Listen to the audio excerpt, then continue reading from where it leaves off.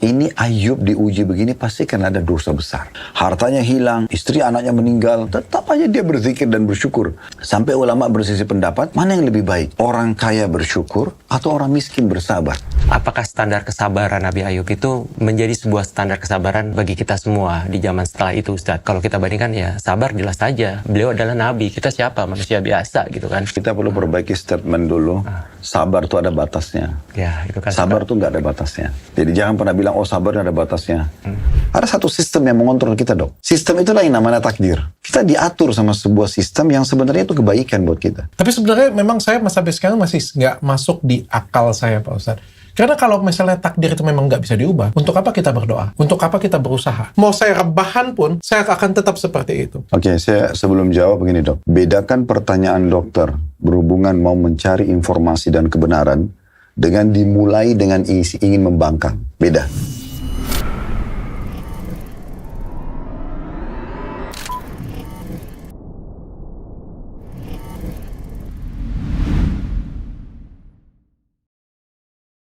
Bismillahirrahmanirrahim. Assalamualaikum Pak Ustadz. Assalamualaikum Mas Dimas Seto. Masya Allah. Ini saya ngefans dengan Mas Dimas Seto dan istrinya.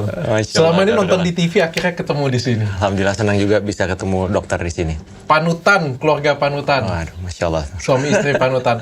Hari ini Mas, kita kan ini acara download, acara untuk Ramadan nanti.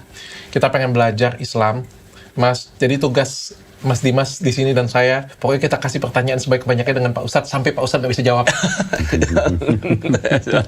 Saya sudah punya nih pertanyaan pertama. Gitu. Habis ini Mas Dimas ya. Siap, senang sekali bisa Pak di Ustadz, sini juga. pertanyaan saya sulit sekali Pak Ustadz. Saya itu sudah mikir dari Jepang Pak Ustadz untuk pertanyaan ini Pak Ustadz. Kalau kita pakai sarung, itu boleh nggak pakai celana dalam Pak Ustadz? Baik, Alhamdulillah, wassalatu wassalamu ala rasulillah. Saya pikir pertanyaan sulitnya itu apa? Sebenarnya itu kan masalah boleh atau tidak boleh, kalau dalam agama ya, boleh saja. Karena masalahnya aurat tetap tertutup. Tetapi nanti kalau masalah ada orang menilai secara etika saja, atau mungkin secara keamanan mungkin lebih aman dari cuaca atau hal-hal yang lain, maka tentu saja lebih bagus dia menggunakan. Nah, seperti itulah. Oke, tapi kalau dipakai sholat, nggak pakai celana dalam, cuma pakai sarung aja boleh, Pak Ustadz? Boleh. Oh, boleh. Kan tertutup aurat. Susah kan pertanyaan saya? Iya, susah banget. Kalau susah biasanya saya nggak bisa jawab. Ini sarung yang saya pakai dan Pak Ustadz pakai hari ini. Kita pakai sarung mangga klesi. Dalam setiap helainya, sarung mangga klesi ini menyatukan keindahan motif kembang, kemewahan songket, dan ketegasan dobi. Menggunakan material yang premium berkualitas tinggi. Ini kelihatan banget ya premiumnya. Tebal, bagus, mahal banget. Dan sarung ini juga nyaman dikenakan untuk ibadah ataupun juga acara istimewa. Memang benar sih bisa dipakai untuk kondangan, memancarkan ketenangan dan juga keanggunan. Kalau mau order silakan ke official store resmi www.banggabersarung.com. Kita semua bangga bersarung mangga. Pak Ustadz, sebelum saya mulai, saya mau tepatin janji saya dulu. Akhirnya saya sudah hafal Al-Fatihah Pak Ustadz. Masya Allah, Alhamdulillah. Bismillahirrohmanirrohim. Alhamdulillahirabbil alamin. Ar-Rahmanir-Rahim, Maliki Yaumiddin, Iyyaka na'budu wa iyyaka nasta'in, Ihdina sirotol mustaqim, Sirotol lazina an'amta alahim, Mahdubi alaihim walat zolim. Amin. Insyaallah. Insyaallah. Nanti gini dok, supaya bisa lebih lancar, biasanya bisa dibantu dengan audio. Jadi Dr. Richard bisa buka di Google imam-imam Masjid Haram Mekah, pilih salah satunya aja. Pokoknya bacaan Al-Fatihah gitu ya, ditulis Imam Masjid Haram. Nah biasanya kan keluar tuh. Oke. Jadi Richard bisa dengar pelan-pelan bacaan mereka, itu akan insya Allah bisa lebih lancar. Sejujurnya bisa lebih lancar Pak Ustadz. Ini kemarin lancar Pak Ustadz, depan Pak Ustadz doang gini. Mendadak langsung. Iya langsung ngeblank gue. Akhirnya kita mau belajar tentang Nabi Ayub, Pak Ustadz. Mas Dimas pernah dengar Nabi Ayub nggak? Alhamdulillah, pernah dengar. Kalau Islam itu wajib hafal nggak sih semua Nabi?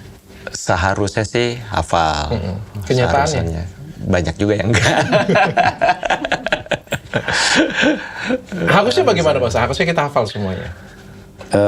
Di awal episode kita pernah saya jelaskan kalau mau cari true historinya manusia itu dari nabi-nabi.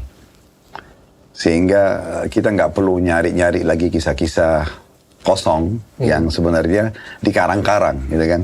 Dibuatlah skenario kehidupan seperti dan gitu misalnya.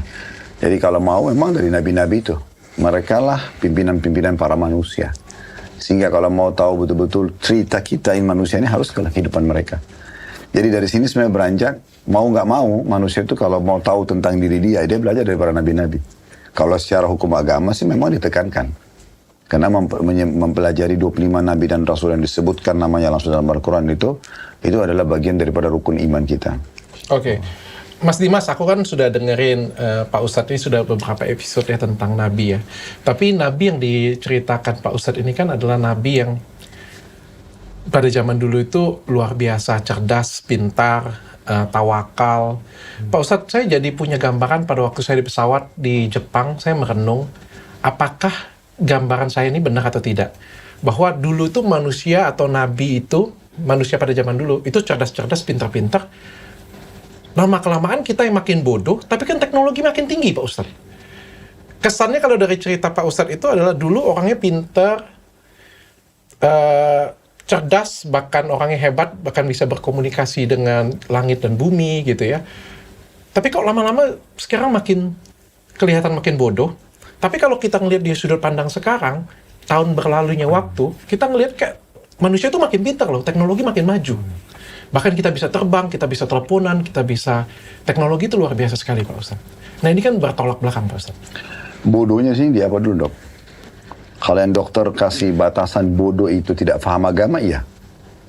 Karena makin maju teknologi yang tidak menggunakan untuk memahami agama, ya jadi bodoh, otomatis. Karena teknologi tidak akan bermanfaat buat dia.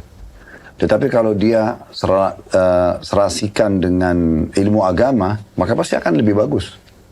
Makanya orang-orang yang menghubungkan dirinya dengan wahyu, dengan Nabi. Kalau kita sekarang sudah Nabi Muhammad SAW, karena penutupan Nabi dan Rasul. Kita ikutin syariat beliau, tata cara makan, minum, bergaul, bekerja, dan segala macam. Itu sudah diajarin dalam syariat beliau. Kita hubungkan dengan, korelasikan dengan teknologi, maka pasti akan sempurna. Mungkin yang dokter masukkan tadi, orang kok kenapa makin bodoh? Bodohnya di sisi agama, pemahaman agamanya saja. Mungkin mereka maju dari sisi teknologi, tapi mereka bodoh di agama. Sebagai contoh begini, saya sebutkan nama negara bukan karena mengucilkan, bukan menjelekannya, tetapi siapa yang tidak kenal Jepang dengan teknologinya yang maju. Bahkan bisa dikatakan mungkin nomor 1 di beberapa sisi dari sisi teknologi. Tapi di sana para ilmuwannya menyembah matahari. Bahkan mereka menganggap kaisarnya anak dewa matahari, kan gitu. Nah sementara matahari itu bukan Tuhan. Sehingga teknologi tidak bermanfaat. Bahkan berulang kali, bahkan hampir setiap tahun Allah datangkan gempa, bencana ke Jepang. Saya lihat beberapa cuplikan, didatangkanlah ilmuwan-ilmuwan yang sangat pintar, lalu mereka membuat bangunan yang anti gempa. Dibuatlah building yang begitu canggih, begitu bagus, dan mereka jamin, ini dengan teknologi sekarang, dengan teori-teori yang mereka ketahui secara arsitektur, ini tidak akan hancur dengan gempa. Baru selesai mereka buat, terjadi gempa dan rubuh. Allah perlihatkan pada mereka. Berarti menandakan memang teknologi tidak cukup sendirian. Dia harus bisa digunakan justru untuk lebih mengenal Allah. Andai saja di masa sekarang ini ada orang yang mempertemukan atau korelasikan antara teknologi yang ada dengan wahyu, ilmu agama, pasti akan jauh lebih sempurna. Lebih baik lagi daripada orang-orang sebelum kita. Dulu Imam Ahmad, Imam Syafi'i, guru-guru ulama-ulama kaum muslimin dulu, mereka kalau mau belajar hadis, sebuah hadis saja, penyampaian Nabi Muhammad itu kadang-kadang mereka harus jalan sebulan menunggangi kuda atau keledai. Karena tidak ada komunikasi kayak kita sekarang. Tapi sekarang kita bisa di handphone kita, di atas ranjang pun tinggal buka, baca. Buku apa saja kita ingin baca, bisa. Informasi apa yang kita mau, bisa. Cuma tinggal kita pilih mana positif, mana negatif. Makanya saya sering bahasakan ke jamaah-jamaah kami di pengajian, handphone kita ini sekarang sudah jadi perpustakaan berjalan. Di masa dulu orang susah sekali. Terlalu banyak di masa kita sekarang yang Allah mudahkan, yang harusnya itu menjadi sebuah alat yang sangat memudahkan kita memahami agama lebih dekat dengan Allah dibandingkan orang-orang dulu. Contoh, handphone sekarang, kan gitu. Contoh yang lain misalnya, di masa dulu, orang itu kalau mau nyumbang sedekah ya, mereka harus keluar.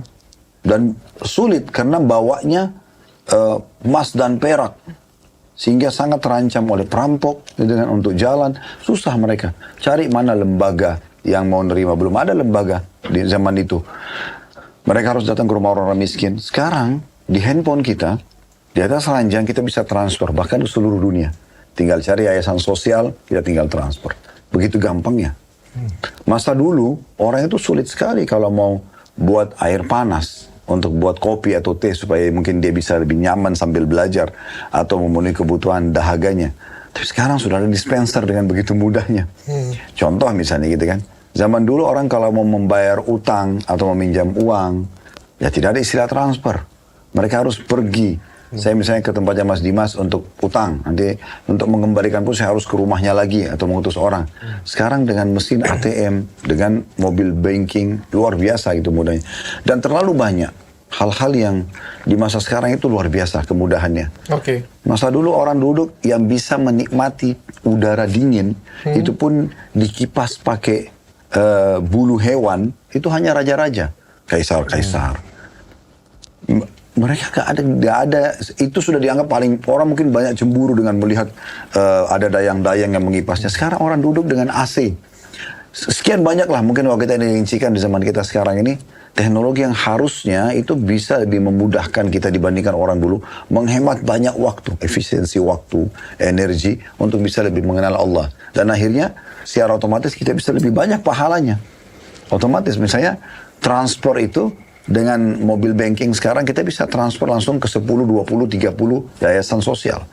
Di masa dulu orang harus jalan kaki ke 30 yayasan sosial masing-masing, kan lebih mengefisiensi waktu dan segala macam. Jadi sebenarnya lingkup kebodohan sini tanda kutip di mana? Di pemahaman agamanya. Oh, di pemahaman agamanya. Berarti orang zaman dulu pemahaman agamanya lebih bagus daripada zaman sekarang. Sebenarnya ada juga orang yang tidak paham agama, gitu kan. Tapi tadi Dr. Richard kan coba hubungkan ini dengan kehidupan masa nabi-nabi dulu kan. Karena ada nabi yang memandu mereka. Di masa kita sekarang juga banyak ulama dan dai. Tampilnya mereka di media, ragamnya model ceramah, ragamnya metode yang digunakan, retorik yang digunakan, semuanya harusnya bisa menjadi bahan yang bisa difahami oleh orang-orang. Oke. Oke, Pak Ustadz. Pak Ustadz, kita dengerin dulu cerita tentang Nabi Ayub. Bagaimana, Pak Ustadz? Oke, Nabi Ayub ini alaihissalatu wassalam adalah Nabi yang sangat terpuji, ya, karena dijadikan contoh dan tauladan di syukur dan sabarnya. Dua hal itu. Nabi Ayub ini bisa kita katakan raja di masyarakatnya. Beliau seorang pemimpin, selain Nabi, orang kaya raya, tampan, istrinya cantik, anaknya itu ada 12 orang laki-laki, semuanya sempurna. Orang terkaya di negeri itu. Terbanyak gembalaan domba, sapi, unta, kemudian punya perkebunan yang luar biasa. Dan orangnya uniknya, makin melimpah rezeki Allah, makin bersyukur. Dan Nabi Ayub itu punya ciri khas, gak pernah berhenti lidahnya berzikir. Oke. Lagi apa saja, lagi jalan, lagi duduk, berzikir aja terus. Akhirnya iblis dalam satu riwayat datang. Mengatakan kepada Allah, ya Allah, izinkan aku untuk mengganggu hambamu yang satu ini. Kan sebelum kita jauh membahas ini, ada istilah dalam agama Islam itu, mukhlis dan mukhlas. Pernah dengar gak? Kalau mukhlis itu orang yang ikhlas, kalau mukhlas itu orang yang diselamatkan. Makanya salah satu doa yang perlu kita baca kepada Allah adalah, ya Allah jadikan hambamu ini yang mukhlis dan mukhlas. Mukhlis itu maksudnya dia selalu ikhlas tulus dalam mengerjakan ibadah supaya diterima. Mukhlas itu yang Allah selamatkan. Memang setiap kali dia mau melanggar, Allah tahan dia, Allah selamatkan. Makanya nabi-nabi itu Allah mengatakan, Innahu min ibadina al-mukhlasin. Dia adalah hamba-hamba kami yang mukhlas, yang kami selamatkan. Jadi para nabi-nabi itu, dia seperti kita manusia biasa. Ada gejolak juga mungkin mau melakukan pelanggaran, tapi Allah selamatkan. Tapi bisa juga kita termasuk hamba-hamba ini. Nah di antaranya Nabi Ayub alaihissalam. Makanya iblis bilang sama Allah, ya Allah izinkan saya menggoda hambamu yang mukhlas ini. Yang engkau amankan. Saya ingin menguji imannya. Allah mengatakan, baik silahkan. Kalau begitu ya Allah, saya nggak bisa menguji dia di ibadahnya. Orang ini ibadahnya terlalu kuat. Saya ingin menguji dia di hal yang lain. yang nanti akan mengganggu ibadahnya. Dan saya jamin dia akan mengalihkan nanti ibadahnya dari engkau ya Allah kepada aku. Nah seperti itu. Maka Allah izinkan. Yang pertama, iblis melakukan satu perbuatan luar biasa. Dia membinasakan semua hartanya Nabi Ayub alaihissalam. Iya. Jadi dalam satu hari itu iblis diizinkan Allah mendatangkan hama yang membuat semua hewan ternak Nabi Ayub ribuan mati. Seketika. Kemudian habis semuanya. Kemudian perkebunannya pun dibakar oleh iblis hingga habis semuanya. Pak Ustaz, saya potong sedikit ya. Ini iblis minta izin dengan Allah. Dan Allah mengizinkan. Ya, untuk menguji. Untuk menguji.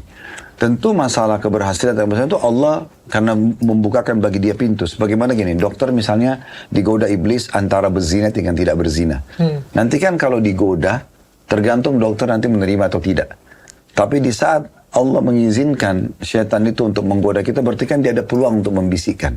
Oke. Ya. Berarti setan juga kalau misalnya melakukan kejahatan itu atas izin Allah juga ya? Semua iya, tetapi Allah sudah tahu orang ini memang akan memilih perbuatan itu. Iblis itu kan pada saat kita pernah bahas di Nabi Adam.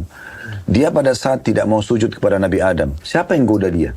Sementara kita tahu selama ini yang menggoda manusia adalah iblis. Itu adalah dorongan dalam diri dia sendiri. Karena dalam jiwa manusia itu ada potensi berbuat baik, ada potensi berbuat buruk. Allah ciptakan ini agar kita diuji. Siapa yang mau ikuti bisikan baik, dorongan baik, siapa yang mau ikuti bisikan buruk. Nah seperti itu. Baik, jadi ringkas cerita sebenarnya Nabi Ayub alaihissalam ini digodalah. Iblis berharap dengan hilangnya hartanya, dia pasti akan berhenti berzikir kepada Allah. Yang uniknya, iblis kaget menemukan justru Nabi Ayub mengucapkan kata-kata, ya Allah, sesungguhnya ini adalah bagian dari ujianmu, maka aku selalu menerima apapun yang kau berikan. Nikmatkah atau ujiankah? Dan tidak mengeluh satu kata pun. Iblis lalu mendatangkan ujian yang berbeda. Lalu anak-anak Nabi Ayub ini 12 orang sedang duduk di satu ruangan. Kebetulan Nabi Ayub punya 2 orang istri. Istri yang pertama yang duduk sama 12 anak laki-laki itu. Lagi makan, oleh iblis dirubuhin bangunannya. Karena dia dapat izin dari Allah nih gini. Dia rubuhin, meninggal semuanya.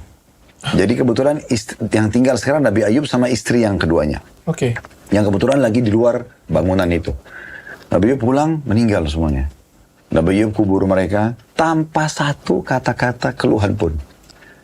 Dia cuma mengatakan alhamdulillah atas ujianmu, sebagaimana alhamdulillah atas nikmatmu. Udah, terus dia berzikir kepada Allah. Iblis kaget, belum ada orang yang seperti ini. Maka Nabi Ayub pun diuji lagi. Iblis datang lagi dengan menguji mendatangkan penyakit ke dalam tubuh Nabi Ayub. Di kulit Nabi Ayub itu muncul seperti bisul. Sebagian ahli tafsir mengatakan ini adalah penyakit cacar pertama gitu. Ya, karena muncul seperti cacar. Ya. Tapi di saat itu orang masih belum tahu dan umumnya orang tahu ini menular. Nah udah, akhirnya semua masyarakat meninggalkan dia. Dan badannya pun mengecil. Tubuhnya yang tadinya tampan, kekar, semuanya jadi rusak. Jadi kurus, jadi sakit. Iblis berpikir inilah senjata yang terbaik untuk mengalahkan. Sudah hilang hartanya, hilang anak dan satu istrinya. Dia pun sakit. Ternyata Nabi Ayub masih mengatakan alhamdulillah atas ujianmu ini. Tidak ada keluhan. Setelah itu ditinggallah oleh semua orang. Tinggal Nabi Ayub sama istrinya ini. Dan istrinya ini sebagian riwayat ada yang menyebutkan bernama Rahma. Si ibu Rahma ini menemani terus bersama-sama dengan Nabi Ayub alaihissalatu wassalam sampai belasan tahun. Nabi Ayub tidak pernah sama sekali berkeluh kesah. Tapi untuk hidup mereka butuh. Maka istri Nabi Ayub kerja dengan masyarakat. Ya. Setelah dengan menutup wajahnya sehingga orang tidak tahu, lalu dari situ dia bawa pulang makanan buat dia sama Nabi Ayub. Begitulah ujian. Tapi mereka tetap laluin. Sampai satu waktu ketahuan oleh sebagian orang, oh ini istri Nabi Ayub. Nabi Ayub itu penyakitan, nanti takut menular. Jadi mereka mulai menolak. Sudah kehabisan bekal, maka istri Nabi Ayub akhirnya mengambil keputusan untuk menjual rambutnya. Kebetulan dia punya rambut yang panjang. Kemudian di pasar itu ada dijual tali yang dipakai untuk jadi kekangan, yang dirajut untuk perlengkapan-perlengkapan tas dan segala macam. Maka istri Nabi Ayub mencukur rambutnya, kemudian dia menjualnya. Laku, dipakailah makan. Terus masih hanya habis, dijual lagi sisa rambut yang ada karena dihabisin semua rambutnya. Setelah selesai, Nabi Ayub akhirnya tidak tanya juga dari mana karena dia bekerja sama masyarakat kan. Setelah habis betul-betul bekal, Nabi Ayub baru bertanya, hari ini tidak ada bekal makanan? Tidak ada. Apa yang kamu lakukan selama ini? Nabi Ayub tanya, dia mengatakan, yang terakhir setelah saya bekerja di rumah orang dan sudah ditolak karena dianggap engkau berpenyakitan, wahai Nabiullah, akhirnya saya menjual rambut saya. Nabi Ayub marah pada saat itu.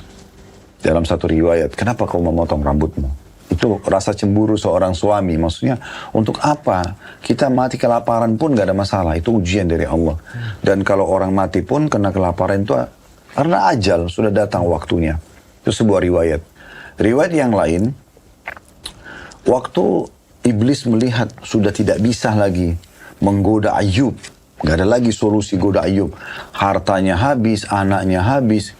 Dia pun penyakitan, orang semua meninggalkan. Betul-betul dari seorang raja dan yang berkuasa menjadi orang yang melata dan tidak ada yang orang butuh lagi. Orang semua takut karena penyakit menularnya. Maka dia kehabisan akal. Gimana caranya menggoda? Dalam sebuah riwayat disebutkan bahwasanya iblis memanggil semua prajurit-prajuritnya. Ini pertemuan akbar iblis gitu ya. Ya. Jadi dia memanggil semua dari seluruh dunia, datanglah semuanya. Setan-setan. Meeting di pusat ya? Iya. Jadi dipanggil semuanya, undang, datang. Lalu mereka ada yang mengatakan, ada apa dengan engkau, iblis? Kami belum pernah menemukan engkau memanggil kami semuanya begini. Dan belum pernah kami melihat kamu sesedih ini. Dia bilang, satu-satunya hamba Allah yang saya tidak bisa goda. Nabi Adam aja sempat tergoda. Ini anak cucunya nggak bisa tergoda. Saya udah habisin hartanya. Saya udah bunuh anak-anaknya. Saya sudah kasih penyakit di tubuhnya. Tetap aja dia berzikir dan bersyukur. Malah sekarang dia dapat pahala doa. Dua ini. Dia sudah bersyukur, dia sabar lagi. Ini dua-duanya pahalanya besar gitu. Sampai ulama bersisi pendapat, mana yang lebih baik? Orang kaya bersyukur atau orang miskin bersabar? Ini karena besarnya pahala, syukur dan sabar gitu. Akhirnya mereka mengatakan, ada satu pengikutnya iblis mengatakan, bagaimana dulu waktu Anda menggoda Adam? Bagaimana waktu kamu goda Adam dulu? Supaya dia mau makan buah dan melanggar. Ada sebuah riwayat yang menyebutkan, Nabi Adam itu waktu pertama dibisikin iblis untuk makan buah, dia nggak mau. Tapi dia jadi tergoda, kenapa? Karena Hawa, istrinya, yang dibisikin iblis dengan bisikan, kalau kamu makan buah ini Hawa dan Adam, kau akan kekal di surga, gak keluar lagi selamanya. Maka Hawa membisikkan Adam, akhirnya mereka makan buah. Berarti pokoknya dari mana? Dari istrinya. Dibujuk dari istri. Dibujuk dari istrinya. Nah ini juga banyak terjadi nih. Suami kadang-kadang tergoda karena istrinya yang bijuk kan. Sekarang anaknya dilamar, dia gak mau, tapi istrinya yang diberikan oleh calon anak mantu hadiah, dia yang bisikin suaminya untuk terima. Ini contoh saja. Tapi ala kulli hal, akhirnya digodalah istrinya Nabi Ayub yang selama ini sabar kan. Tapi iblis kan tidak nampak. Dia cuma bisikin, diingatkanlah kenangan-kenangan pada saat dia masih kaya. Kenangan-kenangan dia mau beli apa saja ada dulu. Masyarakat menghormati dia. Anak-anaknya laki-laki, 12 orang semuanya segar-segar. Semuanya mati seketika. Diingatkan untuk suaminya masih tampan dan segala macam. Artinya, kenapa kamu nggak mengeluh dalam masalah ini? Paling tidak, keluhannya sederhana. Pergilah kepada Nabi Ayub, bilang sama suamimu supaya dia berdoa kepada Allah, diangkat ujian ini. Maka pada saat itu keluarlah dari lisannya istrinya Ayub perkataan ini. Dia bilang, wahai Nabiullah, Allah telah menguji kita, tapi engkau seorang nabi. Kenapa engkau tidak minta agar ujian ini diangkat? Lalu Nabi Ayub marah pada saat Nabi Ayub mengatakan, telah datang kepadamu iblis si penggoda. Sekian tahun kamu bersabar, sekarang kau datang mengeluh tentang masalah ini. Saya mau tanya, berapa tahun kita dulu nikmat? Istri Nabi Ayub rupanya hitung nih. Oh sekian tahun kita nikmat. Baik, berapa tahun kita diuji sekarang? Ternyata belum balance tahunnya. Antara nikmat dulu sama ujian. Maka dia sebutkan, kata Nabi Ayub, saya masih malu minta sama Allah.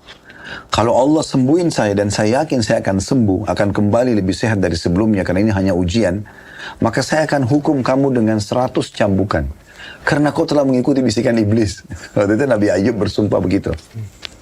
Ringkas cerita, istri Nabi Ayub akhirnya jalan, meninggalkan lokasi itu dulu. Subhanallah di waktu itu ada 2 orang dari kenalan Nabi Ayub, masih di sebelah beberapa disebutkan masih sepupunya. Mereka berdua lewat di tempat Nabi sambil berkata begini, ini Ayub diuji begini pasti kan ada dosa besar. Pasti ada sesuatu yang besar yang dia lakukan, gak mungkin tidak. Maka Nabi Ayub merasa inilah yang paling berat bagi dia. Hartanya hilang, istri anaknya meninggal, badannya sakit nggak sih, nggak ada masalah. Tapi kalau dibilang dia maksiat kepada Allah, ini dia berat terima karena dia nggak pernah buat dosa. Maka dia bilang, saya demi Allah nggak pernah berbuat dosa. Yang saya anggap saya pernah buat pelanggaran cuma satu. Saya pernah masuk ke pasar dan saya temukan ada 2 orang bertikai. Yang satu bilang demi Allah sudah bayar, yang satu bilang demi Allah belum bayar. Lalu masing-masing merasa benar. Untuk menebus supaya jangan Allah hukum yang salah. Karena pasti ada yang benar, ada yang salah. Maka Nabi Ayub bilang, saya pulang ke rumah, mengambil harta saya, kemudian saya sedekah. Niat untuk menebus siapapun di antara mereka yang bohong. Itu yang Nabi Ayub anggap pelanggaran. Karena menutupi kesalahan orang lain, tapi demi kebaikan. Maka Nabi Ayub berdoa sama Allah pada saat itu, ya Allah, sebagaimana Engkau telah mengujiku, aku berharap agar Engkau mengasihaniku. Nabi Ayub tidak bilang, ya Allah, aku telah bersabar nih sekian lama, tolong sekarang. Tidak, Nabi Ayub mengatakan. Dalam Al-Quran digambarkan itu luar biasa kata-katanya. Kalau anni kad massani yadur wa anta arhamur rahimin.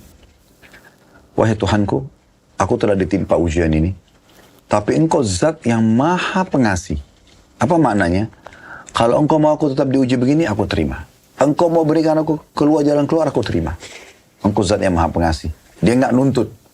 Maka pada saat itu pun Allah memerintahkan Jibril datang menyampaikan pesan, hai Ayub, Tuhanmu telah mendengar doamu, maka sentakkan kakimu di bumi. Akan keluar sumber mata air. Nabi Ayub pun menyentakkan kakinya di bumi, keluarlah sumber mata air.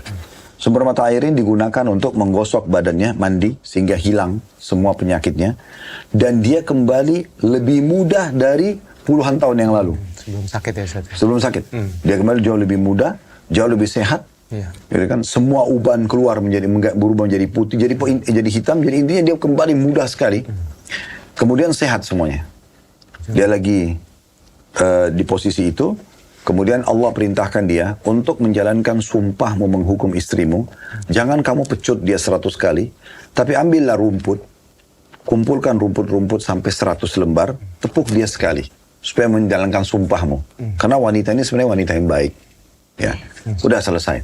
Waktu itu Nabi Ayub mengatakan, kalau gitu ya Allah, berikan aku tambahan karuniamu. Karena sekarang tidak ada harta. Mau hidup dari mana nih? Maka Allah datangkan pada saat itu belalang. Mendekat kepada Nabi Ayub, mengumpul banyak sekali, lalu kemudian jatuh ke tumpukan beliau berubah jadi emas. Nah pada saat itu Nabi Ayub akhirnya sehat kembali. Istrinya yang tadinya pergi kembali ke situ. Kemudian dia lihat di sisinya, kok tadinya tempat ini tidak begitu rimbun, sekarang rimbun, pohon-pohon pada berbunga. Terus di situ ada laki-laki tampan banget. Gitu.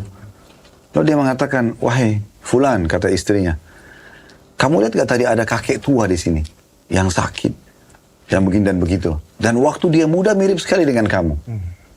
Maka Nabi Ayub mengatakan, itu adalah aku.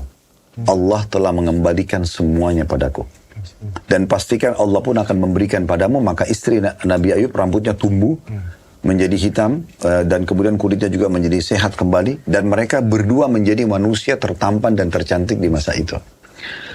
Lalu Allah mengatakan, wa mithlahum ma'ah, dan kami memberikan kepada mereka sesuatu yang dilipat gandakan dari sebelumnya. Maksudnya keturunannya 12 yang meninggal, Allah buat istrinya hamil diberikan keturunan 2 kali lipat. Kemudian hartanya Allah kasih 2 kali lipat. Dibalikan lagi. Semuanya dibalikan kembali. Masya Allah. Ya. Ustaz, tadi dokter udah nanya, sekarang giliran aku yang tanya nih.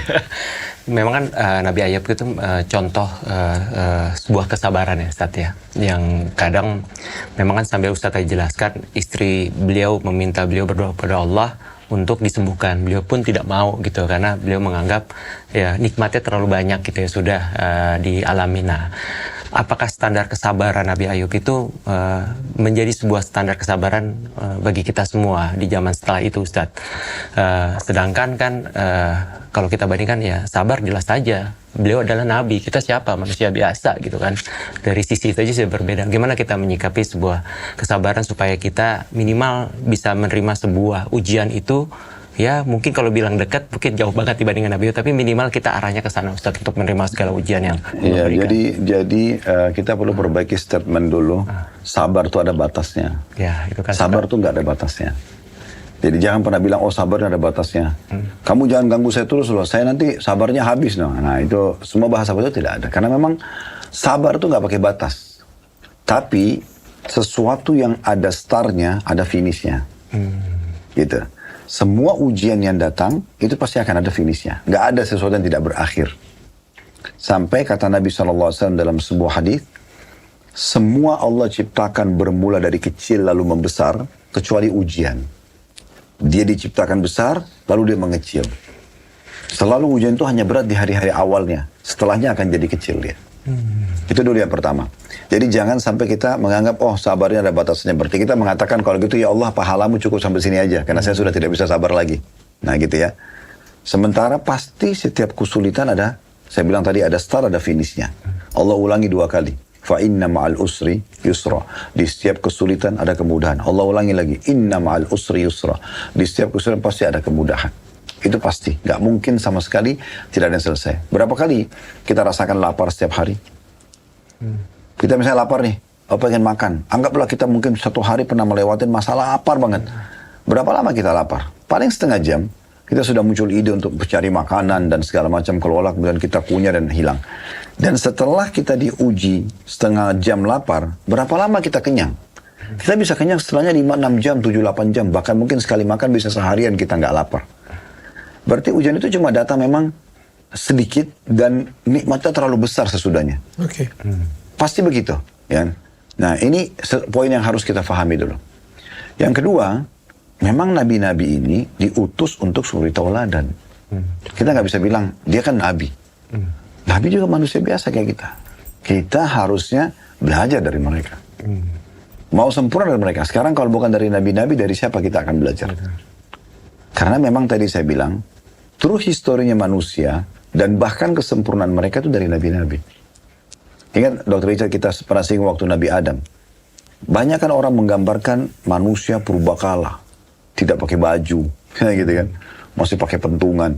Padahal kalau kita lihat ayat Al-Quran menggambarkan Nabi Adam, ini manusia yang paling tampan, paling sempurna, paling pintar Nabi Adam. Jadi manusia itu turun di muka bumi ini bukan bodoh. Semua sudah diajarkan.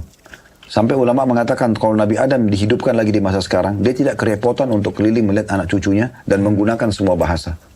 Karena semua bahasa diajarkan. Allah bilang, wa'allama Adam al-asma'a kullah. Allah mengajarkan Nabi Adam segala satunya. Jadi kita kalau kembali kepada histori manusia, kita akan dapat jawaban yang sebenarnya. Kita nggak perlu lagi menerka-nerka, oh dulu manusia itu pakai baju apa sih? Oh pakai pentungan ini, oh pakai ini, pakai itu, dan sebagainya. Tentu ada manusia mungkin yang sedikit keterbelakangan di beberapa wilayah. Tapi bukan itu rujukannya. Rujukannya para nabi-nabi. Para nabi-nabi ini aja. Kalau kita bicara Nabi Sulaiman misalnya, diberikan kerajaan tidak layak untuk orang sebelum dan sesudahnya. Istananya terbuat lantainya dari kaca sampai Ratu Balkis beriman gara-gara kejadian tersebut. Dia bisa perintahkan jin, dia bisa bicara dengan bahasa hewan-hewan. Ini kan tidak masuk di akal kalau kita mau, di zaman sekarang pun tidak ada raja yang seperti itu. Jadi memang kita kembali ke sejarah mereka.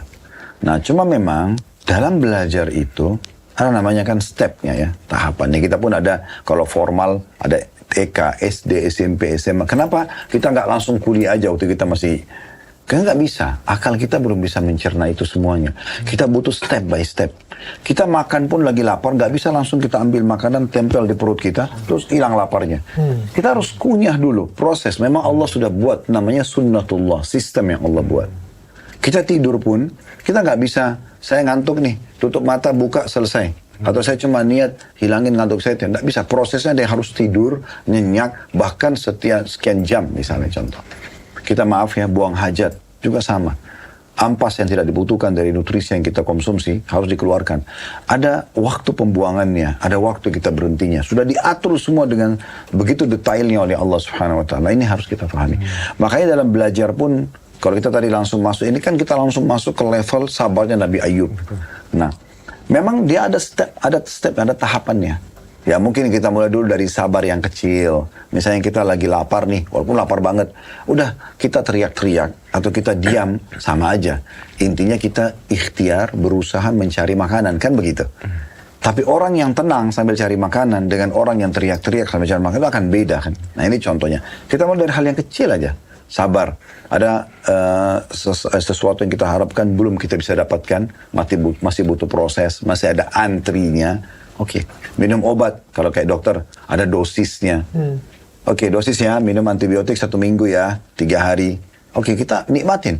Kalau saya biasa bahasakan di pengajian, nikmati prosesnya. Kita belajar begini, kenapa kita harus 30 episode atau berapa episode untuk menyelesaikannya? Kenapa harus banyak ulama tulis buku-buku dengan bab-bab yang lengkap? Karena kita butuh step by step belajar. Gitu. Nah seperti itu. Nah makanya belajar pun dalam masalah kesabaran butuh step by step. Dari hal yang kecil, mulai pindah lebih besar. Makin sempurna maka makin besar pahalanya. Nabi Ayub sudah sampai pada level yang luar biasa gitu. Makanya iblis pun, kepalanya, pimpinannya, semua pemberontak. Pusing yang suka mengganggu. Dia pun pusing, gimana cara yang goda orang ini? Oke. Gitu ya. Karena dia sudah sampai pada level itu. Tapi bagaimana Pak Ustadz standarnya Pak Ustadz? Kan kalau tadi kan kita harus mentauladani Nabi Ayub Pak Ustadz. Sedangkan kalau kita ada masalah, apakah kita tidak perlu berdoa dengan Tuhan, Allah? Apakah kita cuma bersyukur saja, Alhamdulillah? Atau kita harus berdoa meminta? Karena kan Pak Ustadz bilang kemarin bahwa berdoalah bahkan sampai hal terkecil dalam hidupmu. Ini kan agak bertolak belakang Pak Ustadz. Jadi kalau misalnya kita ada masalah, kita harus berdoa, atau kita cukup bersyukur saja Pak Ustadz? Iya, jadi Nabi Ayub alaihissalam bukan tidak berdoa. Tapi Nabi Ayub alaihissalam coba membalanskan. Jadi dia coba menikmati proses itu. Nabi Ayub sangat faham. Dia kalau sedang dapat nikmat dia syukuri, maka akan ditambah. Dia kalau sedang datang ujian, dia sangat yakin akan ada garis finishnya. Maka dia coba menikmati sampai garis terakhir. Ibarat gini, orang lagi maraton. Kalau dia biar sudah ngos-ngosan, dia udah setengah mati. Kalau dia mau sampai garis finish, dia harus sabar dulu. Dia akan sampai nanti. Nabi Ayub mau itu. Sampai kaki saya menginjak garis finish, nah baru saya mengatakan saya berhasil. Dia maunya begitu. Tapi bukan berarti orang tidak berdoa. Nabi Ayub alaihissalam tetap berdoa, tetap berzikir, ya, tetap beribadah kepada Allah Subhanahu wa taala. Tapi khusus masalah ujian yang sedang Allah datangkan, beliau coba untuk menekan dirinya supaya saya mau lihat nih apa nanti yang maksimal Allah berikan kepada saya. Dan betul-betul Allah luar biasa. Wa atainahu wa ahlan wa mithlahu ma'ah. Nah, ini tadi potongan ayat, maaf keliru ya. Ayat yang sekarang ini wa atainahu wa ahla wa mithlahu ma'ah. Dan kami berikan dia harta dan keturunannya 2 kali lipat. Allah itu kalau sudah memberikan balasan nanti tergantung tingkat kesabaran kita. Kalau kita diberikan ujian sambil ya saya terima deh, tapi juga cerita sabar, keluh kesah kepada orang, ya berarti akan ada berkurang. Dengan orang yang ke dokter iya, konsultasi iya, tapi nggak ada orang lain yang tahu, hanya dia sama dokternya, hanya dia sama Allah dan dokter Allah suruh. Karena kata Nabi SAW, Allah tidak turunkan penyakit kecuali Allah turunkan obat bersamanya, berobatlah hamba-hamba Allah. Saya sering bahasakan di pengajian begini, cobalah kalau punya permasalahan konsultasi sama ahlinya saja, jangan sama semua manusia. Sakit ke dokter, masalah agama ke ustadz misalnya, selesai. Nggak usah semua teman di kantor diceritakan. Saya mau cerita sama kamu ya masalah rumah tangga saya, tapi kamu jangan cerita orang ya. Cuma semua orang digituin. Jadi sama saja dia jalan dengan maaf, tidak berbusana. Orang semua tahu masalah dia. Tapi jadilah manusia yang sebenarnya tidak, siapa sih manusia yang tidak punya masalah. Tapi buat kita jalan orang lain tidak tahu masalah kita. Hanya kita sama Tuhan kita dan juga orang-orang yang ahli di bidangnya. Masalah bisnis, maksudnya sama ahli di bidang bisnis. Penyakit sama dokter. Masalah agama sama ustadz. Udah selesai. Ya memang kira-kira orang-orang ini akan memberikan solusi. Kalau kita cerita sama orang, maaf, masalah rumah tangga, tapi konsultasinya sama janda, sama duda, nggak nyambung nanti. Karena mereka akan pandu kita ke jalan mereka, ke yang salah. Atau kita bicara bisnis sama orang yang gagal. yang bangkrut usahanya. Nggak bisa. Kita cari orang yang sudah berumah tangga 70 tahun tidak bercerai. Itu loh yang kita ngomong sama mereka misalnya kan. Orang yang sudah bangun usaha sekian puluh tahun, bahkan kalau perlu sudah turunan, itu kemudian tetap sukses. Nah itu yang kita bicara sama mereka. Sehingga betul-betul tepat pada ahlinya. Ustadz, tadi soal kesabaran, Ustadz. Tadi kan Ustadz bilang kan ada proses ya, Ustadz ya. Berarti sebetulnya untuk mencapai sebuah kesabaran yang sesungguhnya kan berarti proses itu dalam arti dengan ilmu ya, dengan belajar ya, Ustadz ya. Jadi memang kita bisa sabar maksimal tuh berarti sesuai dengan belajarnya kita, semakin belajar atau tidak, bagaimana sih? Ya, jadi belajar itu dari dua sisi. Belajar secara teori, belajar secara praktek. Ini kalau digabungkan dua-duanya, itu akan sempurna belajar itu. Teori itu maksudnya apa? Kalau kita mau supaya sabar, ya kita baca keutamaan sabar. Kan gitu. Mirip kalau kita mau sholat, supaya kita rajin sholat, kita baca keutamaan sholat. Nah, kita mau sedekah, baca keutamaan sholat. Maksudnya janji Allah di situ apa sih? Saya dapat apa kalau saya sabar? Saya dapat apa kalau saya sholat? Saya dapat apa kalau saya puasa? Dan seterusnya. Ini secara teori. Karena kita kalau tahu, oh ternyata saya kalau sabar saya dapat ini ya, misalnya. Itu akan luar biasa. Sebagai contoh misalnya firman Allah Subhanahu Wa Taala, Innama yuwaffas sabiruna ajran bighairi hisab. Orang-orang sabar pasti akan mendapatkan balasan tanpa ada lagi batasannya. Gitu kan.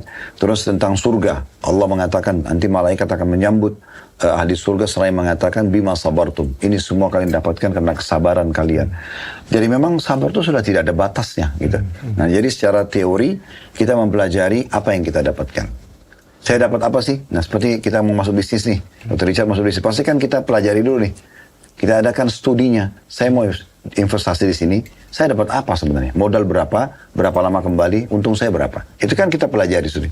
Itu yang akan memotivasi kita mau menjalani nanti.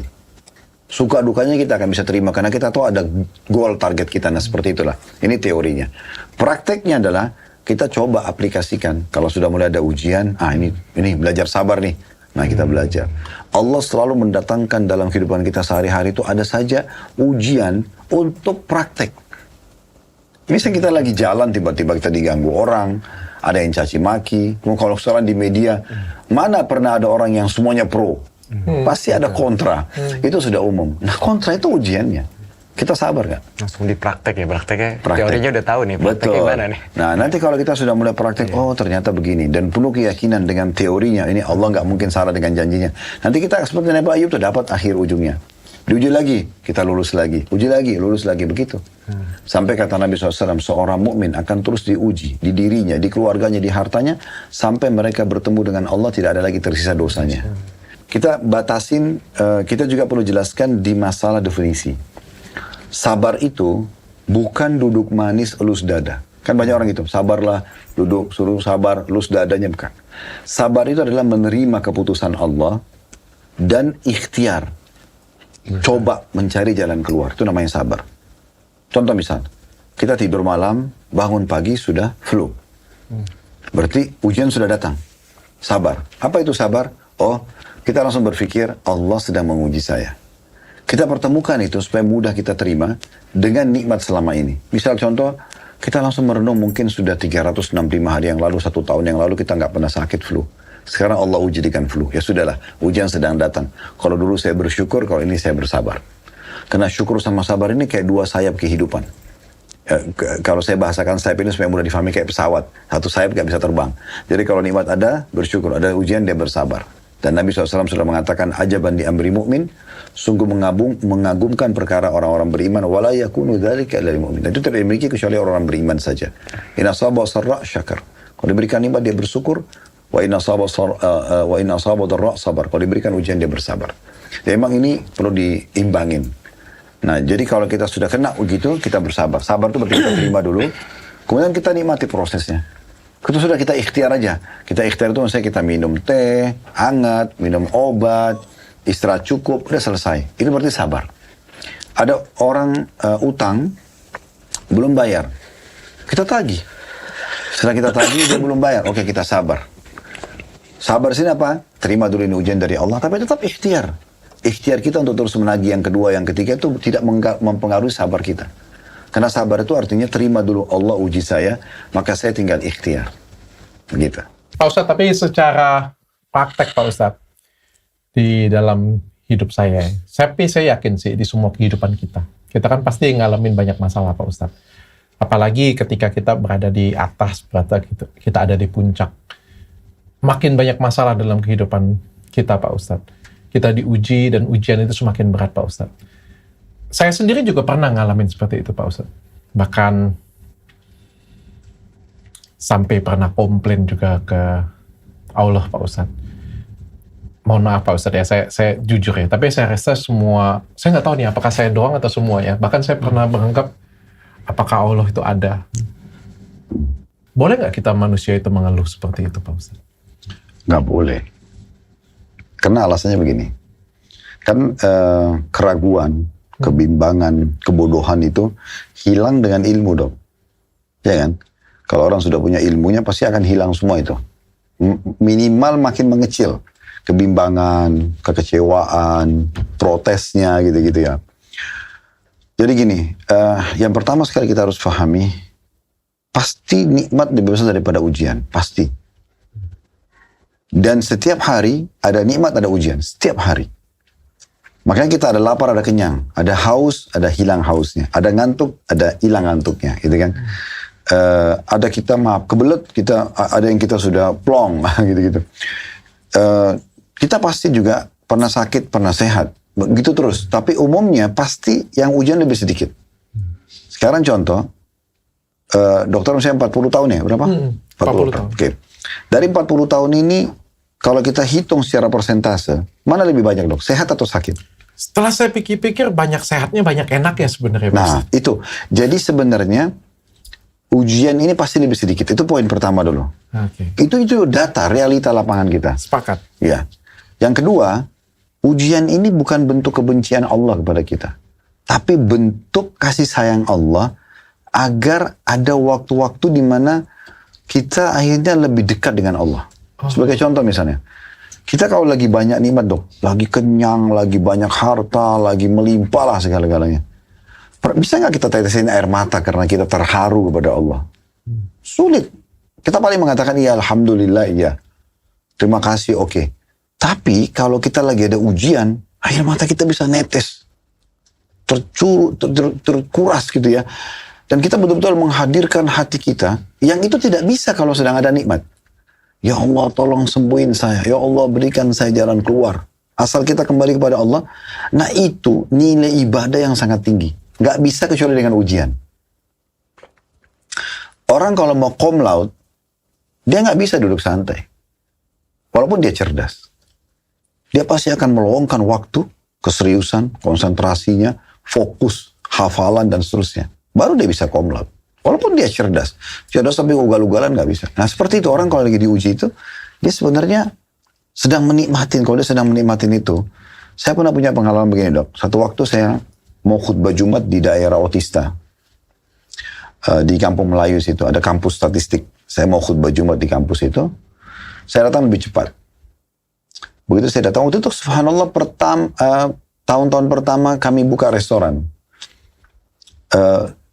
Ada ujian di situ, tukang ya perusahaan yang saya tawarin untuk jasa mengerjakan itu nggak selesai sampai setahun.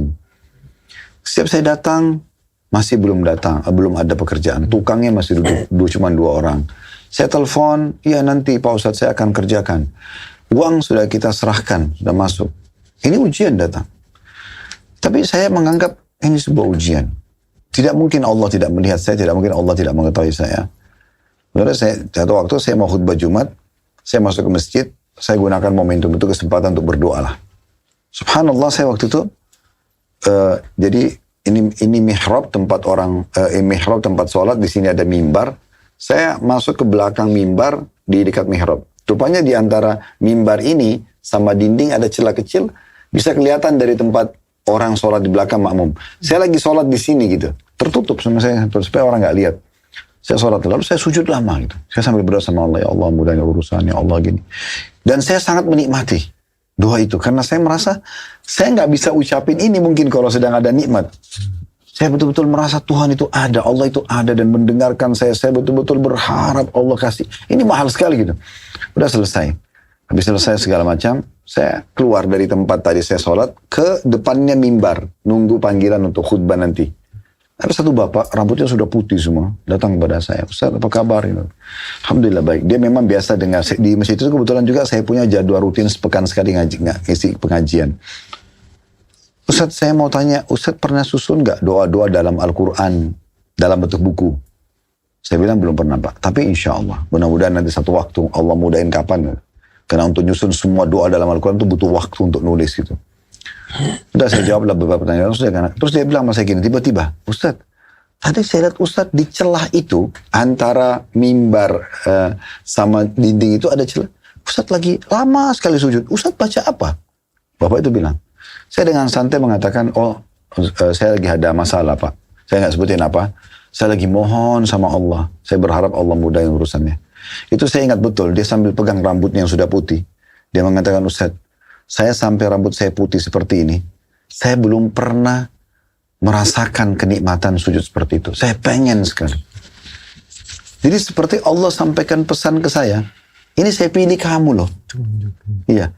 Jadi ujian itu datang, sebenarnya bentuk kasih sayang Allah. Saya ada loh, ayo datang ke saya. Nah gitu. Kenapa kamu masih jauh dari saya? Gitu. Oke. Nah jadi, lebih ke situ pemahamannya.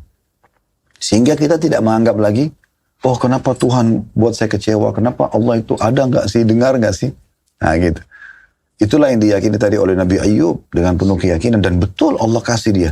Dia sabar sampai garis finish, pas finish itu luar biasa. Allah kasih balasan yang luar biasa. Paham saya. Masya Allah Ustaz ya, masalah ujian. Terus masalah kesabaran lagi, ujian tadi Ustaz ya. Yang kadang kan orang melihat sebuah ujian itu bermacam-macam Ustaz ya. Ada itu menjadi sebuah teguran, atau itu sebagai tanda sayang ya Ustaz ya. Hukuman atau itu teguran gitu ya. Kira-kira seperti itu ya Ustaz. Itu sebagai penegur karena Allah sayang, atau memang itu sebuah hukuman gitu Ustaz. Kalau menyikapi sebuah ujian yang kita alami. Kalau dia dalam kondisi tidak sedang melakukan kesalahan, dia tidak berbuat dosa, Allah datangkan ujian. Para nabi-nabi banyak yang tidak berbuat dosa, tapi mereka diuji sama Allah. Nabi Muhammad SAW itu, walaupun beliau sudah jadi raja di Madinah, sudah punya kekuasaan, tapi masih diuji oleh Allah dengan adanya orang munafik yang tidak suka dengan dakwah beliau misalnya. Tapi beliau bersabar. Kadang-kadang kita lagi nggak ada salah apa-apa, ada yang gosipin, ada orang ini dan itu, atau kita pinjamin uang kepada seseorang baik-baik, pada dia sengaja tidak mau bayar, itu murni ujian. Ujian ini, khusus ujian seperti ini, dia tadi bentuk kasih sayang Allah kepada kita, agar kita coba lebih mendekatkan diri kepada dia, dan ada nilai plusnya. Ada beberapa derajat di surga, kata para ulama, itu tidak bisa dijangkau kecuali dengan 100 tahun sholat, 100 tahun puasa, 100 tahun bersedekah. Tapi umur kita hanya 60. Allah mau kita sampai ke derajat itu, mau dapat istana itu. Gimana cara Allah datangkan ujian? Ujian ini kita kayak meringkas banyak waktu kita agar mencapai derajat yang tinggi di surga. Nah seperti itu. Kalau hamba itu berbuat salah, maka itu bentuk kasih sayang Allah kepada dia, sekaligus teguran supaya dia berhenti. Sebagai contoh misalnya, saya sering sampai kasih contoh di pengajian begini. Kalau ada maling, lalu ditangkap oleh masyarakat, digebukin sampai mati, saya masih bisa mengatakan itu bentuk kasih sayang Allah kepada dia. Loh kok bisa? Iya. Pastikan orang ini bukan curian yang pertama. Biasanya kemaksiatan pertama itu Allah nggak langsung hukum secara fisik. Allah sering munculkan rasa khawatir. Kita sekarang kalau mau masuk ke hotel, mau berzina, ada rasa khawatir. Orang kalau mau manipulasi data, ada rasa khawatir. Itu peringatan pertama dari Allah. Tetap dilakukan sama dia, nanti Allah datangkan orang yang melihatnya. Berhenti nggak ini? Nggak lagi. Lama-lama nanti kalau terus saja berzina di hotel, Allah rubuhin hotel itu, permalukan dia, datang media dan segala macam. Nah sebenarnya pemberhentian itu bentuk kasih sayang Allah. Karena kalau tidak digituin, nggak mau berhenti orang ini. Oh, Hukuman itu kasih sayang ya Ustaz. Iya, karena kalau dia nggak diberhentiin, dengan ini orang mati aja dalam kondisi di hotel karena zina aja terus misalnya. Atau orang ini mencuri aja terus. Ini udah maling yang ke 500 kali gitu. Karena dia udah ulang-ulangin. Dia anggap dirinya selamat terus. Allah kasih peringatan rasa takut diabaikan. Allah kasih peringatan mungkin orang tuanya ingatkan, pasangan hidupnya ingatkan. Sering terjadi kan rumah tangga gitu. Istri ingatin, udahlah berhentilah, nggak usah narkotika lagi. Kamu tahu apa? Jadi memang dia selalu, nanti satu waktu Allah datangkan sesuatu, dia berantem sama seseorang, digebukin mati. Karena itu betul kayak sayang Allah. Karena kalau enggak, dia nggak mau berhenti. Akhirnya di akhirat lebih berat hukumannya. Oh, oke. Allah cut di situ, udah selesai sampai sini. Karena kalau kamu buat terus ini, ditambah umur lagi 2 tahun. 2 tahun ini makin berat lagi, makin tambah lama di neraka. Dan di sini diberhentiin aja. Nah. Oke. Pak Ustadz, ada masuk ke dari tim kreatif nih Pak Ustadz. Ujian hidup itu termasuk dengan takdir. Ini kemarin sudah pernah dibahas Pak Ustadz. Jujur Pak Ustadz, saya belum bisa mengerti tentang takdir Pak Ustadz. Takdir itu memang ada dalam agama Islam Pak Ustadz? Nah, takdir ringkas definisinya keputusan Allah. Takdir. Keputusan Allah ini kita rincikan. Ada keputusan Allah yang Allah tidak libatkan sedikit pun hambanya. Pergantian siang malam. Pergantian musim. Umurnya dunia ini. Pembangunan dan penerapan fasilitas surga. Neraka dengan segala macam siksanya, surga dengan segala macam nikmatnya. Kita tidak bisa menolak kita lahir dari ibu siapa. Dokter nggak bisa milih, saya nggak mau ibu ini, mau ibu itu. Kita nggak bisa milih, saya nggak mau jadi laki-laki, mau jadi perempuan aja. Saya nggak mau mata saya besar, mata saya sipit, nggak bisa. Oke. Kita lahir, kamu laki-laki, kamu begini fisik kamu, begini paras wajah kamu ini ibu dan ayah kamu. Kamu dari keluarga ini, selesai. Kita nggak bisa milih. Itu namanya keputusan. Yang Allah tidak libatkan kita di situ. Ada keputusan yang Allah tentukan sesuai dengan keluasan ilmu Allah, dikenal dengan af'al ibad, sikap dan perilaku hamba dalam keseharian. Di situ Allah berikan kebebasan, menikah, memilih jurusan kuliah, ya, memilih pakaian, memilih makanan. Allah kasih kebebasan, silahkan. Itu Allah, bukan takdir ya? Takdir. Tetapi Allah tentukan sesuai dengan keluasan ilmu Allah, hamba ini nanti akan pilih yang mana. Allah cuma tentukan halal, haram. Ini makanan halal, ini makanan haram ya. Nah, sekarang hamba itu kan punya potensi tuh. Mau halal atau mau haram. Dia kalau milih misalnya, saya milih yang haram aja deh. Daripada saya minum teh sama kopi, saya minum bir misalnya. Nah, dia kan ada potensi. Kalau dia pilih bir misalnya, sebenarnya Allah kasih kebebasan dia. Dia boleh milih, dia boleh ganti teh. Bisa minum ini. Dia boleh makan ini, dia boleh makan yang itu. Haram atau halal gitu kan. Nah sekarang kalau dia pilih sesuatu, Allah sudah tahu dengan keluasan ilmunya Allah. Itu yang Allah sebutkan dalam Al-Quran, waqad ahata bikulli syai'in ilma. Allah meliputi segala satu dengan keluasan ilmunya. Allah sudah tahu si orang ini akan pakai baju ini, akan makan ini, akan pilih menikah sama yang itu. Itu sudah ada semua, Mas. Sudah, di Lauhil Mahfuz sudah catat semua. Tapi Allah nggak maksa hambanya di sini. Allah betul-betul menciptakan dia dengan kebebasannya, tapi Allah sebagai pencipta tahu dia akan pilih apa. Nggak ngerti saya, Pak. Oke, lebih dalam begini. Dr. Richard pilih baju putih hari ini. Iya. Apakah itu takdir? Ya. Sekarang mungkin seminggu yang lalu Dr. Richard tidak pernah tahu ini. Kalau saya ganti jadi warnanya jadi kuning. Oke. Kalau diganti, kata-kata kalau ini masih optimal, mungkin tidak. Sekarang kita bicara realita, by data aja. Dokter Richard sudah pilih baju putih sekarang kan? Oke. Sekarang dokter mungkin tidak pernah berpikir pakai baju merek Lacoste putih hari ini. Mungkin minggu lalu dokter tidak pernah berpikir. Oke. Tapi Allah sudah tahu hari ini dokter akan pilih baju ini. Allah sudah tahu minggu depan dokter Richard akan pilih baju apa. Sampai kita meninggal, Allah sudah tahu kita akan pilih baju yang mana, kita akan makan makanan yang mana, kita akan minum yang mana. Tapi Allah tidak maksa.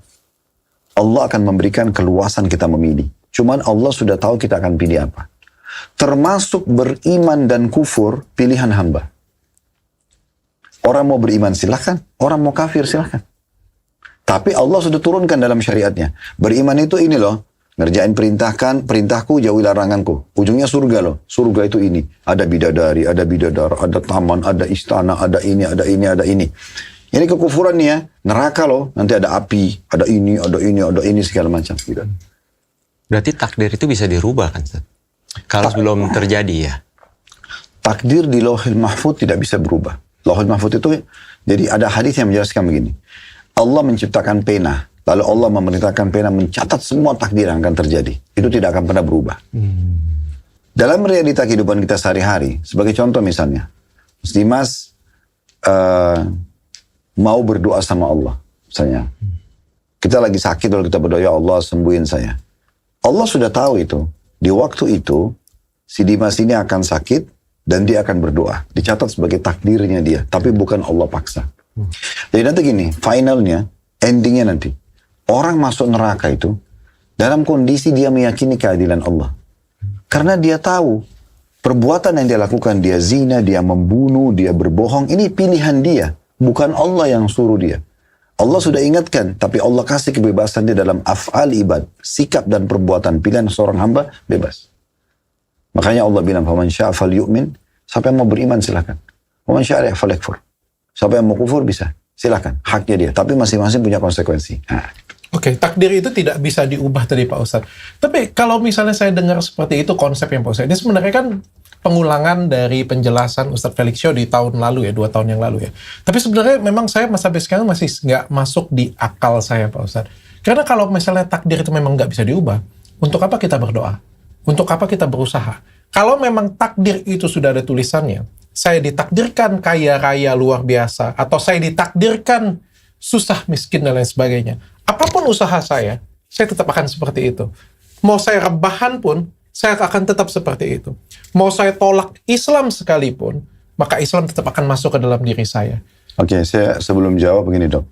Bedakan pertanyaan dokter berhubungan mau mencari informasi dan kebenaran dengan dimulai dengan ingin membangkang. Beda. Ya betul. Orang kalau, apa bedanya Fir'aun sama Nabi Musa? Nabi Musa itu dikasih wahyu, terima. Diperintahkan apa terima? Fir'aun disampaikan penyampaian, menolak. Beda. Orang kalau dari awal, kita kalau belajar di kampus pun, materi apapun, walaupun bukan agama, di saat kita membuka hati, dan kita bertanya pada dosen karena tujuannya edukasi, mau mendapat informasi, itu akan beda sekali dengan kita hanya mau menantang si dosen, menunjukkan pada teman-teman kita kalau kita hebat. Itu pembangkangan namanya. Akan beda, ini akan mendapatkan manfaat, dan akan lebih mudah mencerna. Kalau ini pasti penolakan. Dan tidak akan pernah bisa masuk apa yang dosen sampaikan. Gak mungkin. Karena dia memang sudah membenci dari awal. Gak bisa. Nah, itu dulu poinnya ya. Nah, supaya dokter bisa, tadi saya belum bisa menerima gini-gini. Oke, kalau tujuannya dokter adalah mencari kebenaran, dari sekarang dia dalam hatinya untuk itu, akan mudah memahaminya. Tapi kalau dari awal dalam hatinya sudah, kayaknya saya, apapun jawaban Ustaz saya nggak mau terima. Itu sudah dari awal, udah susah. Nggak akan mungkin. Itu yang terjadi pada Fir'aun, terjadi pada Haman, terjadi pada Namrud.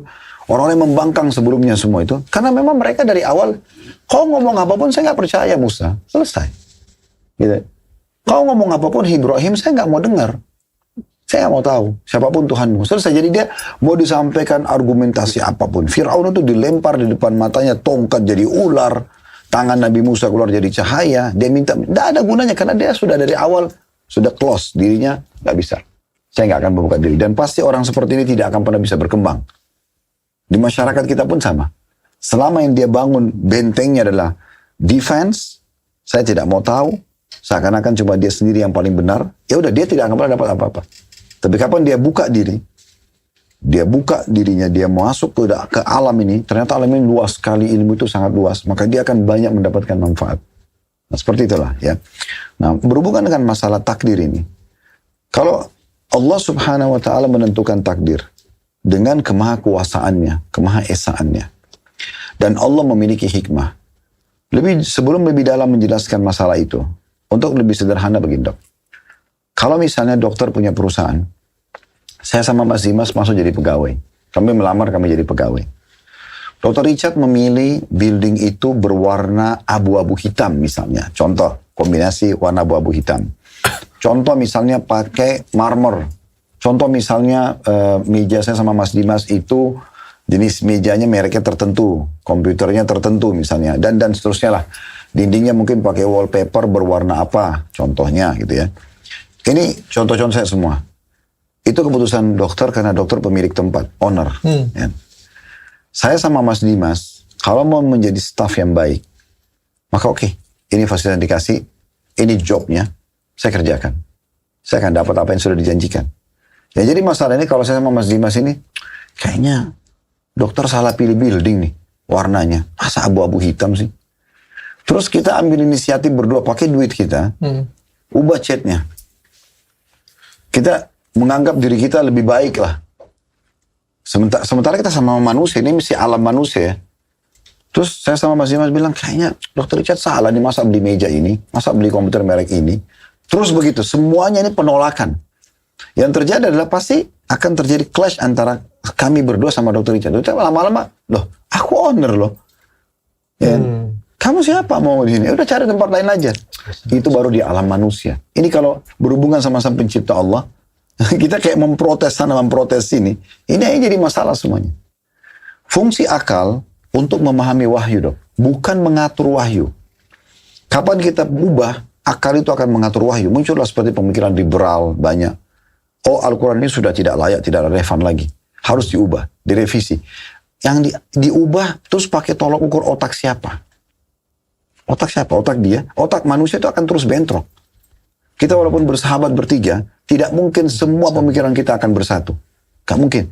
Itulah sebabnya ada wahyu turun. Allah mengatur ini satu konsep yang bisa menyatukan kalian. Seperti itulah.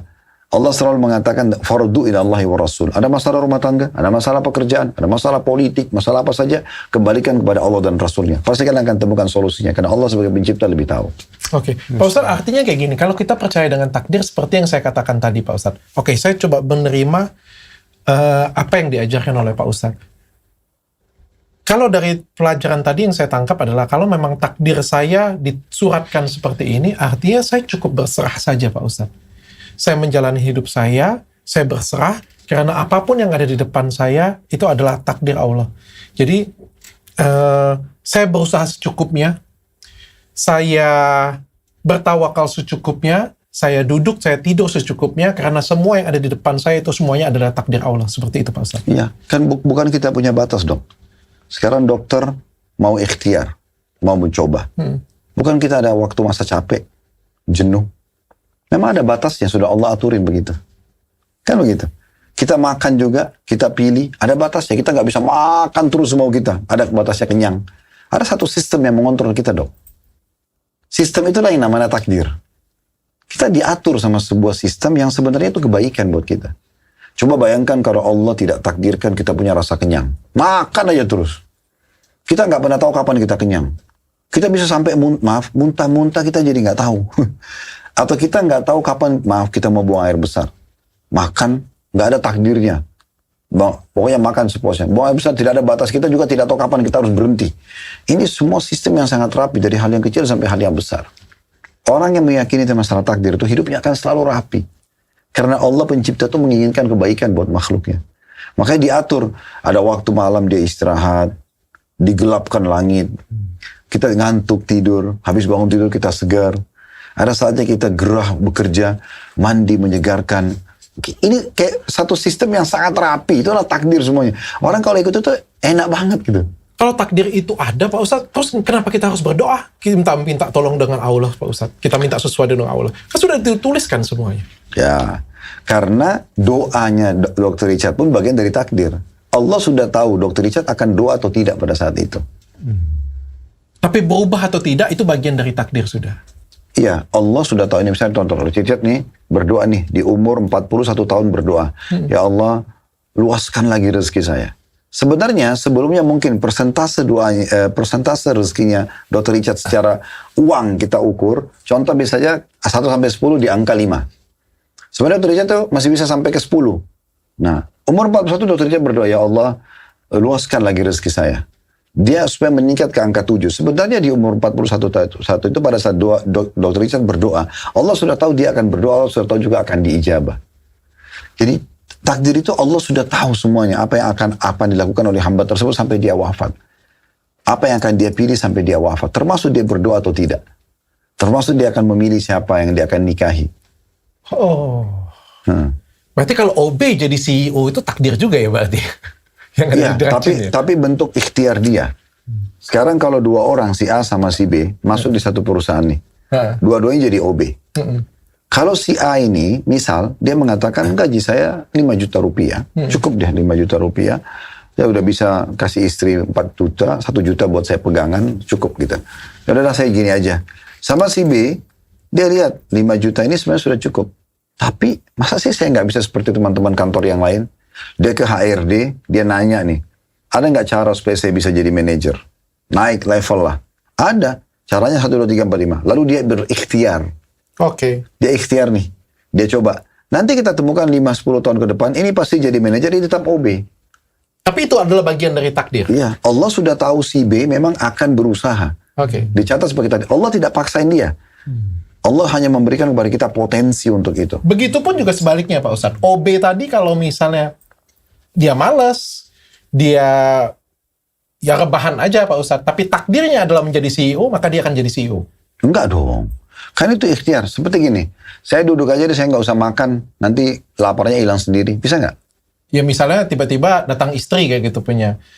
Mas, ini mas kue. Jadi kenyang kan kayak gitu. Apa begitu Itu terus? bagian dari... Apa akan begitu terus? Nggak mungkin. Pasti kan ada ikhtiar. Nggak mungkin dong. Pasti akan ada upaya kita.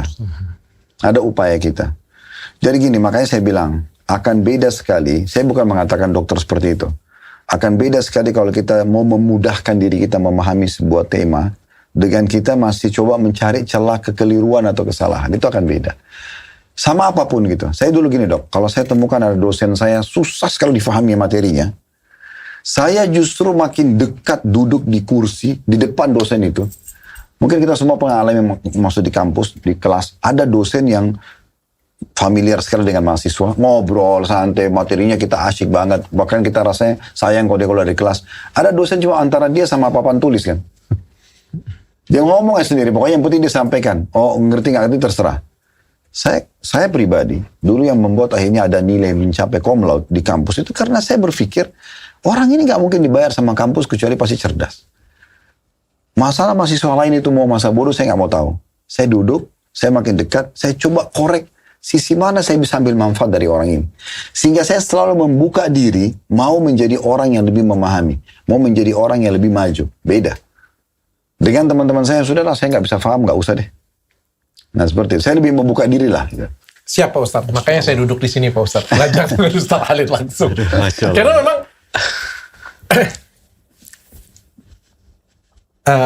memang ada beberapa bagian yang saya berusaha terima Pak Ustadz.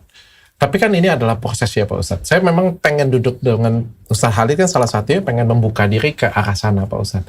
Tapi tetap ada beberapa bagian yang menurut saya ada kejanggalan. Tapi saya siap belajar dengan Ustadz Khalid ke depan pastinya. Pak Ustadz, thank you. Karena ini waktunya sudah habis. Bentar lagi kita mau berbuka puasa. Terima kasih untuk semuanya. Terima kasih Pak Ustadz Khalid. Terima kasih Dimas Seto yang sudah datang hari ini. Jangan lupa untuk kalian semuanya. Bagi kalian semua yang pengen jualan emas. Kalian kan mau lebaran ini ya. Kalau kalian pengen jual emas, harga emas sekarang lagi tertinggi sepanjang sejarah.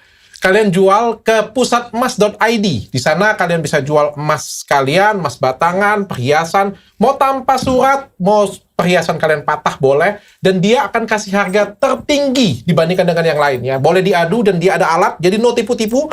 Kalian silakan masukkan perhiasan kalian, dia akan cek karatnya berapa dan bisa dijual sesuai dengan harga saat itu, dan dia jamin dengan harga tertinggi. Pusatmas.id, jual emas dengan rasa aman. Terima kasih Pak Ustadz. Terima kasih Mas Dimas sekali lagi. Saya tutup dengan kafaratul majelis. Subhanakallahumma wa bihamdika asyhadu alla ilaha illa anta astaghfiruka wa atubu ilaik. Assalamualaikum warahmatullahi wabarakatuh. Assalamualaikum. Insyaallah.